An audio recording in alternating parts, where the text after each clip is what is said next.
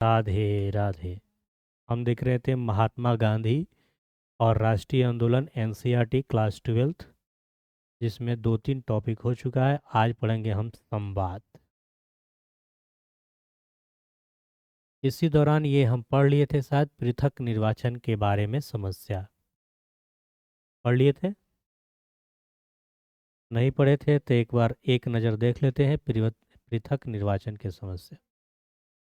इससे एक ही क्वेश्चन आता है कि महात्मा गांधी किस गोलमेज सम्मेलन में भाग लिए थे? तो द्वितीय गोलमेज सम्मेलन में भाग लिए थे। ये पढ़े थे ना? हाँ पढ़े थे, हमको याद आ रहा है। तो आगे बढ़ा जाए। नमक यात्रा कम से कम 3 कारणों का से उल्लेखनीय था। ये संवाद दिया, उसका डिस्कशन। पहला, यह वही घटना थी जिसके चलते महात्मा गांधी जो है दुनिया के नज़र में आए, पॉपुलर हो गए और दुनिया के नज़र में आ गए। नमक यात्रा के कारण, नमक वाली घटना के कारण। इस यात्रा को यूरोप और अमेरिका प्रेस में व्यापक कवरेज दी मतलब उसको दिखाया, छापा। हाँ। दूसरा, यह कि पहली राष्ट्रवादी गतिविधि जिसमें औरतों ने भी बढ़ चढ़कर हिस्सा लिया। समाजवादी कार्यकर्ता कमला देवी चट्टोपाध्याय ने गांधी जी को समझाया कि वे अपने आंदोलनों को पुरुषों तक ही सीमित न रखें। कमला देवी खुद उन असंख्य औरतों में से एक थी जिन्होंने नमक या शराब कानूनों का उल्लंघन करते हुए सामूहिक गिरफ्तारी दी। तीसरा और संभवतः सबसे महत्वपूर्ण जो कारण यह था कि नमक यात्रा के कारण अंग्रेजों को यह एहसास हुआ था कि अब उनका राज बहुत दिन नहीं टिक सकेगा और उन्हें भारतीयों को भी सत्ता में हिस्सा देना पड़ेगा। इस लक्ष्य को ध्यान में रखते हुए ब्रिटिश सरकार ने लंदन में गोलमेज सम्मेलन का आयोजन शुरू किया। पहला गोलमेज सम्मेलन 1903 में आयोजित किया गया। पूछेगा कि पहला गोलमेज सम्मेलन कब हुआ? तो 1930, जिसमें देश के प्रमुख नेता शामिल नहीं हुए। इसी कारण अंततः यह बैठक निरर्थक साबित हुआ। पहला जो गोलमेज सम्मेलन हुआ 1930 में, तो देश के नेता गए नहीं किए, तो उसका कोई परिणाम ही नहीं आया, तो निरर्थक हो गया। फिर दूसरा गोलमेज सम्मेलन होगा जनवरी 1931 में। गांधी जी को जेल से रिहा किया गया। अगले ही महीने वायसराय के साथ उनकी कई लंबी बैठकें हुई। इन्हीं बैठकों के बाद गांधी इरविन समझौता पर सहमति बनी, जिसकी शर्तों में सविनय अवज्ञा आंदोलन वापस लेना, सारे कैदियों की रिहाई और तटीय इलाकों नमक उत्पादन की अनुमति देना शामिल था। इस लाइन को फिर से देखिए। गांधी जी और इरविन के बीच समझौता होता है, जिसे कहते हैं गांधी इरविन समझौता। पूछेगा कि गांधी इरविन समझौता कब हुआ था, तो ईस्वी भी याद रखें। जिसकी शर्तें थे कि सविनय अवज्ञा आंदोलन को वापस लेना है, सारे कैदियों को रिहाई और तटीय इलाकों में नमक उत्पादन की अनुमति देना शामिल था। रेडिकल राष्ट्रवादियों ने इस समझौते का आलोचना की, क्योंकि गांधी जी वायसराय से भारतीयों के लिए राजनीतिक स्वतंत्रता का आश्वासन हासिल नहीं कर पाए थे। गांधी जी को इस संभावित लक्ष्य की प्राप्ति के लिए केवल वार्ताओं का आश्वासन मिला था। दूसरा गोलमेज सम्मेलन कब हुआ? 1931 के आखिर में लंदन में आयोजित हुआ और उसमें गांधी जी कांग्रेस का नेतृत्व कर रहे थे। तो ये भी बात पूछा जाएगा कि गोलमेज सम्मेलन या किस गोलमेज सम्मेलन में गांधी जी भाग लिए थे। तो दूसरा गोलमेज सम्मेलन में। पहला हुआ था 1930 में, दूसरा हुआ 1931 में, तीसरा होगा 1932 में। गांधी जी का कहना था कि उनकी पार्टी पूरे भारत की प्रतिनिधित्व करती है। इस दावे को तीन पार्टियों ने चुनौती दी। मुस्लिम लीग का कहना था कि वह मुस्लिम अल्पसंख्यकों के हित में काम करती है। राजे रजवाड़ों का दावा था कि कांग्रेस उनके नियंत्रण वाले भूभाग पर कोई अधिकार नहीं है। तीसरी चुनौती तेज तर्रार वकील और विचारक B.R. अम्बेडकर के तरफ से। ठीक, B.R.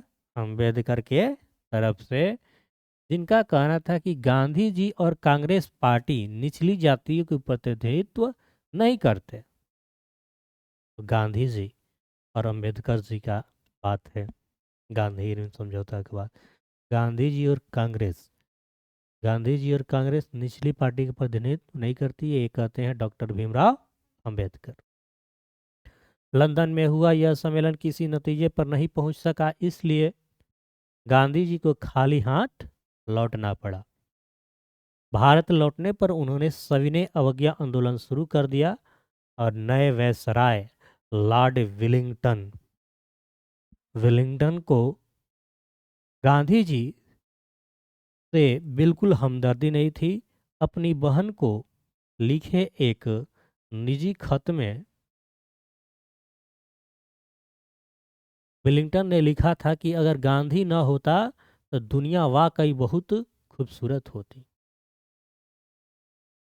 वह जो भी कदम उठाता है उसे ईश्वर की प्रेरणा का परिणाम कहता है, लेकिन असल में उसके पीछे एक गहरी राजनीति चाल होती है। देखता हूँ कि अमेरिका प्रेस उसको गजब आदमी बताती है, लेकिन सच यह है कि हम निहायत अव्यवहारिक, रहस्यवादी और अंधविश्वासी जनता के बीच रह रहे हैं जो गांधी को भगवान मान बैठी है। ये ऐसा कौन कर रहा है? लॉर्ड विलिंगटन, अपनी बहन को एक निजी खत में। ये एक पिक्चर दिया हुआ है जिसमें ये हैं महात्मा गांधी। दूसरा गोलमेज सम्मेलन लंदन नवंबर 1931। डेट इम्पोर्टेंट है कि पहला गोलमेज सम्मेलन जो हुआ तो कब हुआ था? 1930 में। दूसरा गोलमेज सम्मेलन हुआ 1931 में। इस गोलमेज सम्मेलन में गांधी जी भाग लिए 1931, यानी दूसरा गोलमेज सम्मेलन। महात्मा गांधी ने निम्न जातियों के लिए पृथक निर्वाचन की मांग की विरोध किया। महात्मा गांधी जी कहते हैं कि जो निम्न जातियां हैं उनके लिए अलग निर्वाचन क्षेत्र नहीं होना चाहिए, और अंबेडकर जी का कहना था कि उन लोगों का अलग निर्वाचन क्षेत्र होना चाहिए, निर्वाचन पृथक निर्वाचन होना चाहिए। ऐसा करने पर समाज के मुख्य धारा में उनका एकीकरण नहीं हो पाएगा और वे स्वर्ण हिंदुओं से हमेशा के लिए अलग रह जाएंगे। इतना भी मिलाने का कोशिश किया गया है, लेकिन आज भी तो है ही। विलिंगटन वाली बातें हम पढ़े, जो आगे बढ़ते हैं। बहरहाल 1935 में नए गवर्नमेंट ऑफ इंडिया एक्ट, सीमित प्रतिनिधित्व शासन व्यवस्था का आश्वासन व्यक्त किया गया। 1935 गवर्नमेंट ऑफ इंडिया एक्ट, जिसे भारत शासन अधिनियम कहते हैं। 2 साल बाद सीमित अधिकार के आधार पर चुनाव में कांग्रेस का जबरदस्त सफलता मिली। 11 में से 8 प्रांत में कांग्रेस के प्रधानमंत्री सत्ता में आए, जो ब्रिटिश गवर्नर देख रेख में काम करते थे। कांग्रेस के मंत्रिमंडल में सत्ता में अनेक 2 साल बाद आने के 2 साल बाद, है ना, कांग्रेस मंत्रिमंडल के सत्ता में आने के 2 साल बाद सितंबर 1939 में दूसरा विश्व युद्ध शुरू हो गया। महात्मा गांधी और जवाहरलाल नेहरू दोनों ही हिटलर नास्तियों के कट्टर आलोचक थे।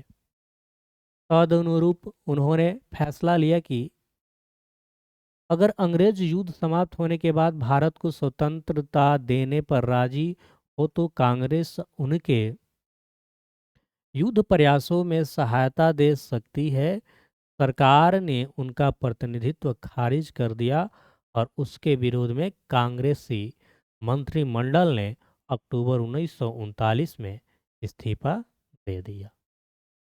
युद्ध समाप्त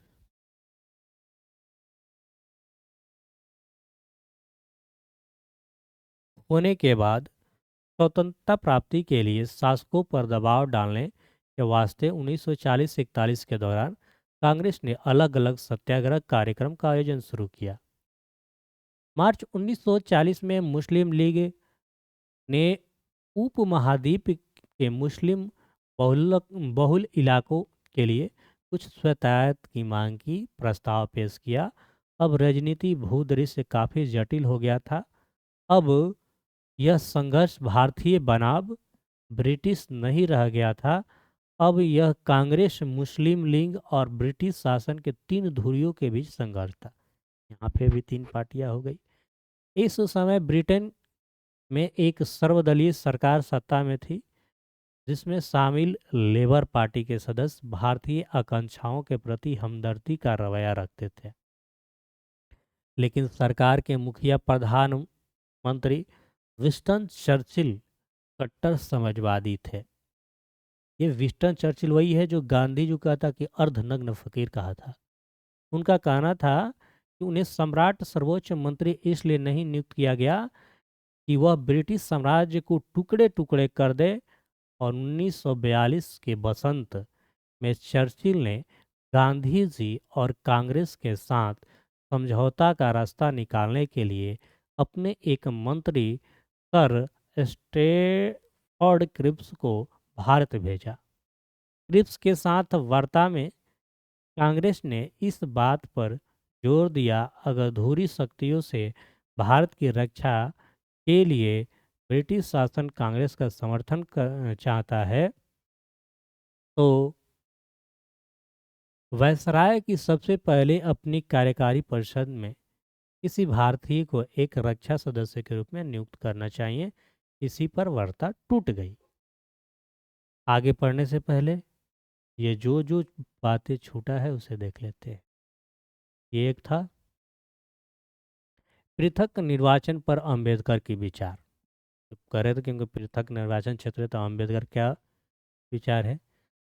दमित वर्गों के लिए पृथक निर्वाचिका प्रस्ताव पर महात्मा गांधी की दलील के जवाब में अंबेडकर ने लिखा, हमारे सामने एक ऐसा वर्ग है जो निश्चय ही अस्तित्व के संघर्ष में खुद को कायम नहीं रख सकता। जिस धर्म से ये लोग बंधे हुए हैं, वह उन्हें सम्मानजनक स्थान प्रदान करने की बजाय कोढ़ियों की तरह देखता है। समझे? इसीलिए जितना दलित लोग थे, महादलित लोग थे, वो बौद्ध धर्म की ओर अग्रसित हुए। ज़्यादा से ज़्यादा बौद्ध धर्म गए, क्योंकि उसमें कोई अलग छुआछूत वाली बात नहीं है। उसमें उच्च नीच एक धर्म है, बौद्ध धर्म। हमारे हिंदू धर्म में क्या है, निचली जातियों की जो बातें हैं वो वाली बात। आर्थिक रूप से यह ऐसा वर्ग है कि जो दो वक्त की रोटी के लिए स्वर्ण हिंदुओं पर पूरी तरह आश्रित है, जिसके पास आजीविका का कोई स्वतंत्र साधन नहीं है। न केवल हिंदुओं के सामाजिक पूर्वाग्रह के कारण उनके सारे रास्ते बंद है, बल्कि समग्र इतिहास में हिंदू समाज उनके सामने खुलने वाली हर संभावना को बंद कर दिया है, जिसमें दमित वर्गों को जीवन में ऊपर उठने का कोई अवसर न मिल सके। इन परिस्थितियों से सभी निष्पक्ष सोच वाले व्यक्ति इस बात पर सहमत होंगे कि आज सबसे बड़ी आवश्यकता यह ही है कि ऐसा अपंग समुदाय के पास संगठित निरंकुश विरुद्ध जीवन के संघर्ष का एकमात्र रास्ता यही है कि उसे राजनीतिक सत्ता में हिस्सा मिले, जिससे वह अपनी रक्षा कर सके। Doctor Baba Saheb Ambedkar What Congress and Gandhi have into the untouchables, ये उनकी लेखक है, उसमें उनकी बुक है, उसमें लिखे हैं राइटिंग एंड स्पीच खंड में इतना में। ठीक है, तो मोटा मोटी यही बात थी, और आज भी है। बहुत कुछ मिला है, बहुत कुछ पाना बाकी है। महात्मा गांधी और राजेंद्र प्रसाद वसाय लॉर्ड लिंटलिगो के साथ बैठक के लिए जाते हुए 13 अक्टूबर 1939 इस बैठक में युद्ध में भारत की हिस्सेदारी के स्वरूप पर चर्चा की गई थी। जब वायसराय के साथ वार्ता टूट गई तो कांग्रेस मंत्रिमंडल ने इस्तीफा दे दिया।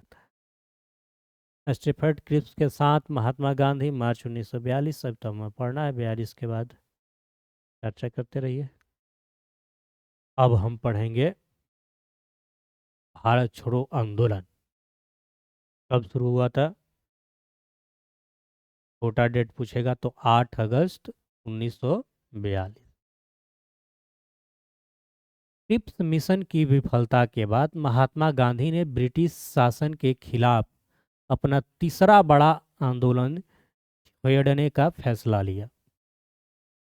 अगस्त 1942 में शुरू इस आंदोलन को अंग्रेज भारत छोड़ो का नाम दिया गया था।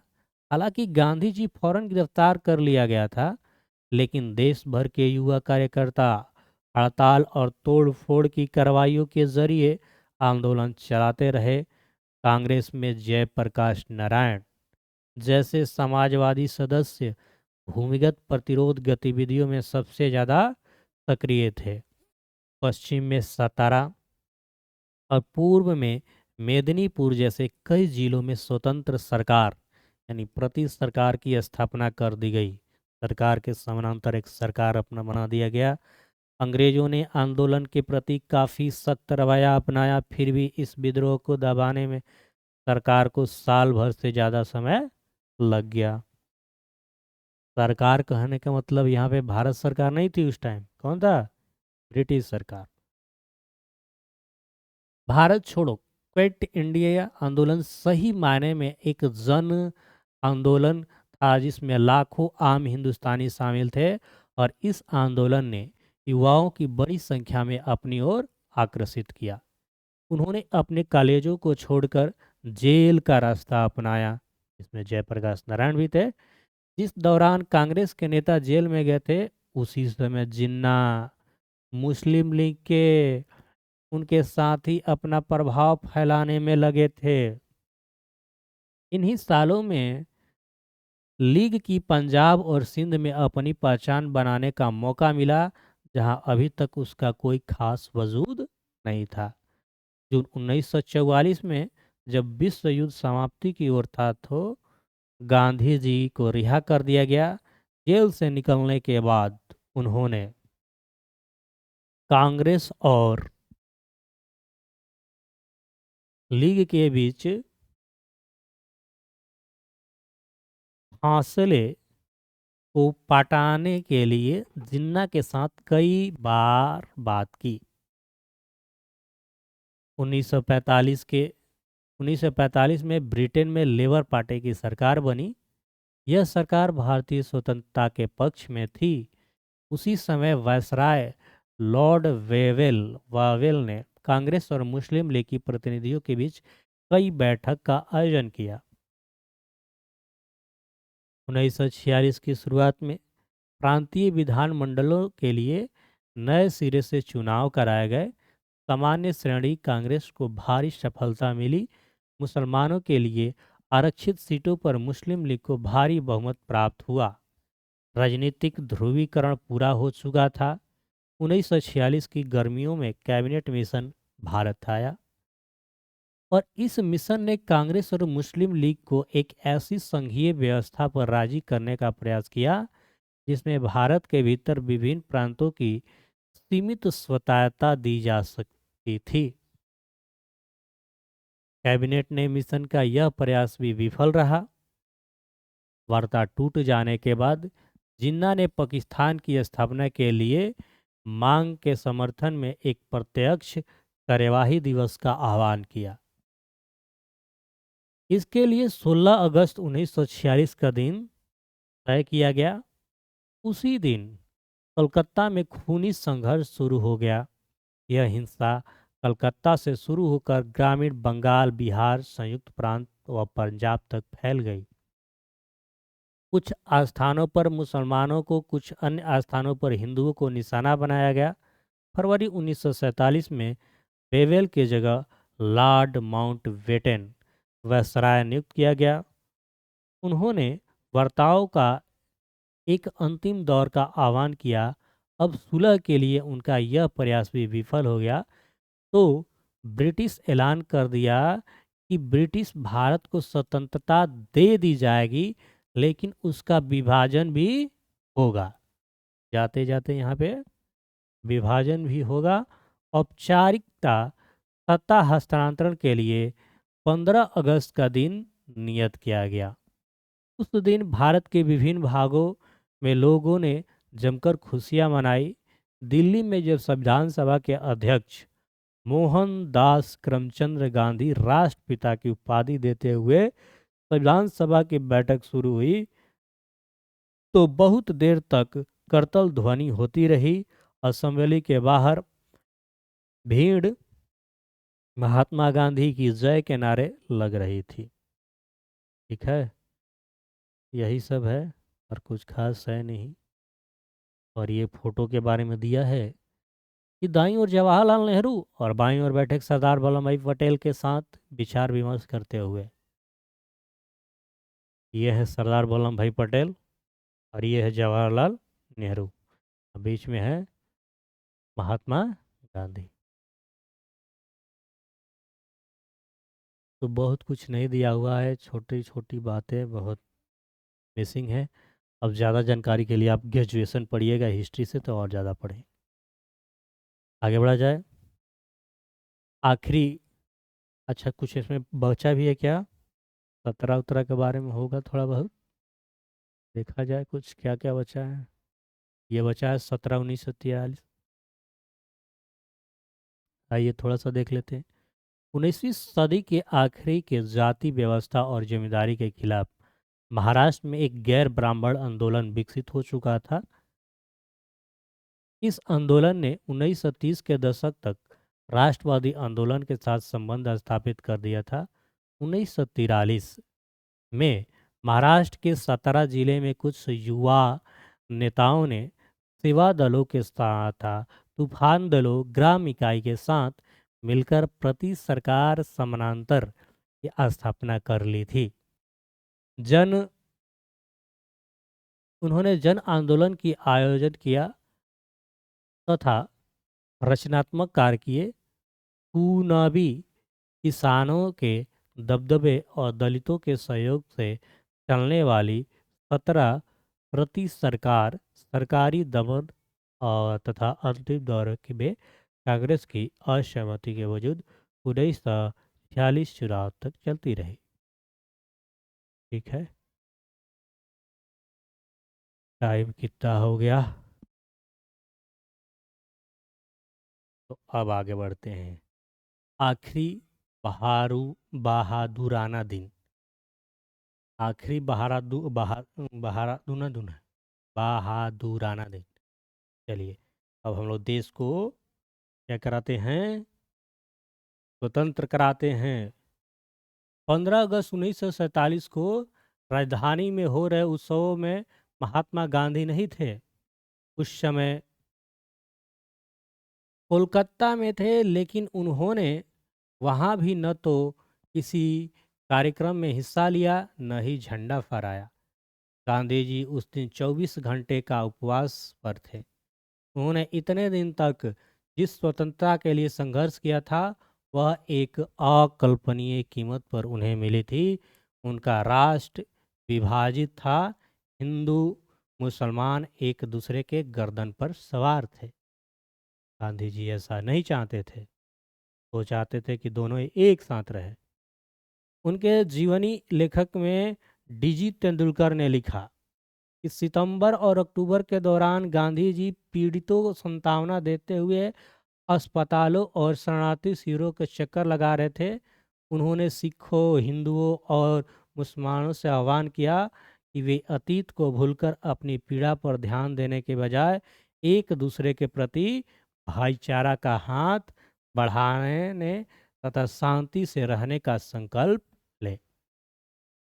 वो घड़ी के दुख दर्द अभी तक बा। हैं?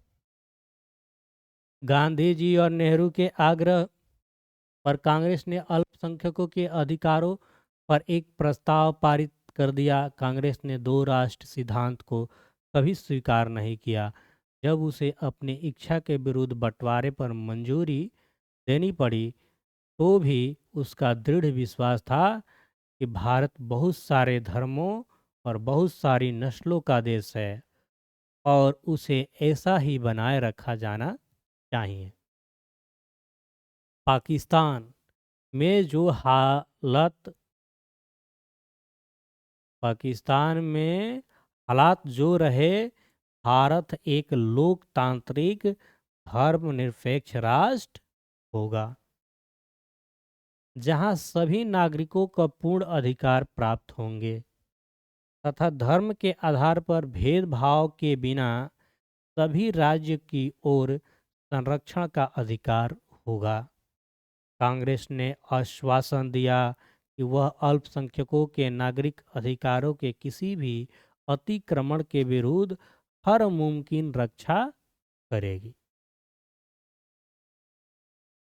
बहुत सारे विद्वानों ने स्वतंत्रता के बाद महीनों को गांधी जी ने जीवन का श्रेष्ठतम क्षण कहा। बंगाल में शांति स्थापना के लिए अभियान चलाने के बाद गांधी जी दिल्ली आ गए। यहाँ से वे दंगाग्रस्त पंजाब के जिलों में जाना चाहते थे, लेकिन राजधानी में ही शरणार्थियों की आपत्तियों के कारण उनकी सभाएं अस्त व्यस्त होने लगी। बहुत सारे शरणार्थी उनके सभाओं में कुरान आयतों को पढ़ने की प्रथा पर आपत्ति थी। कई लोग इस बात पर नारे लगाते थे कि गांधी जी उन हिंदुओं और सिखों को पीड़ा के बारे में बात क्यों नहीं करते जो अभी भी पाकिस्तान में फंसे हुए हैं। डीजी तेंदुलकर के शब्दों में, गांधी जी पाकिस्तान में भी अल्पसंख्यक समुदाय के कष्टों के बारे में समान रूप से चिंतित थे। उन्हें राहत प्रदान करने के लिए वहां भी जाना चाहते थे, लेकिन वहां किस मुंह से जा सके जबकि दिल्ली में ही मुसलमानों को पूरी सुरक्षा का आश्वासन नहीं दे पा रहे थे।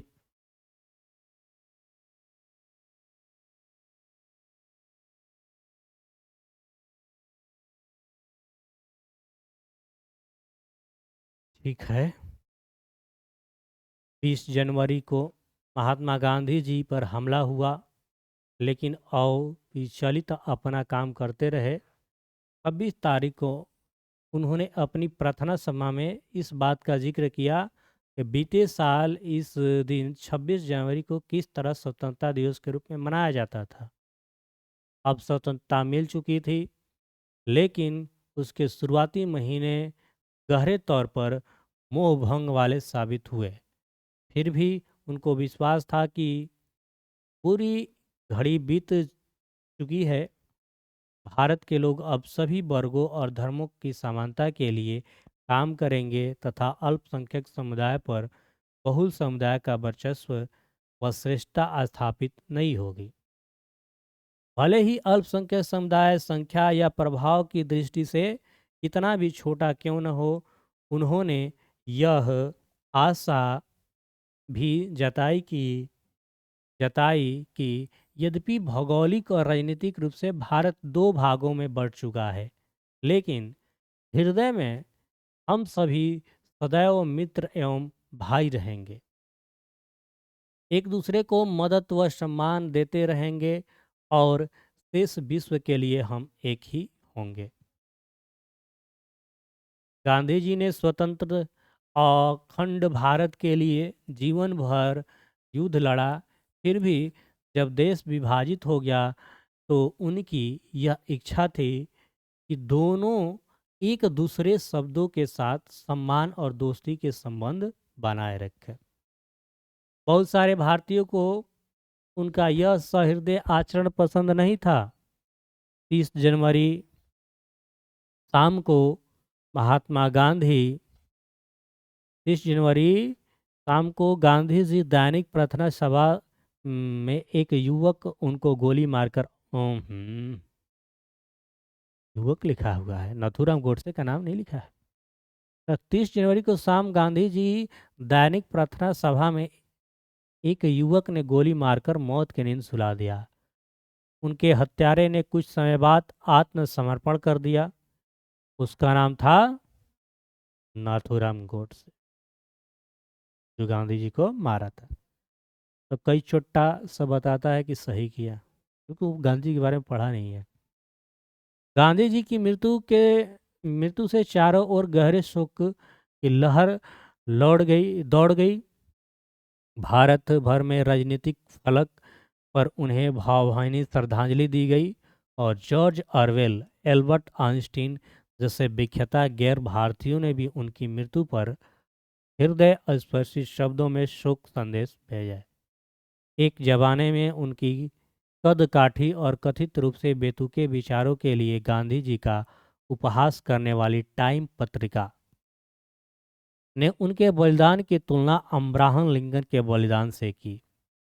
पत्रिका ने कहा कि एक धर्मांध अमेरिकी ने लिंकन को मार दिया था क्योंकि उन्हें नस्ल या रंग से परे मानव मात्र की समानता में विश्वास था। दूसरा दूसरी तरफ एक धर्मांध हिंदू ने गांधी जी की जीवन लीला समाप्त कर दी, क्योंकि गांधी जी कठिन क्षणों में भी दोस्ती और भाईचारा में विश्वास रखते थे। विभिन्न धर्मों को मानने वालों के बीच दोस्ती और अनिवार्यता पर बल देते थे। टाइम ने लिखा कि दुनिया जानती थी कि उसने उनकी गांधी जी की मृत्यु पर वैसे ही मौन धारण कर लिया है जिस प्रकार लिंकन की मृत्यु पर किया था, और यह समझना एक मायने में बहुत गहरा और बहुत साधारण काम है।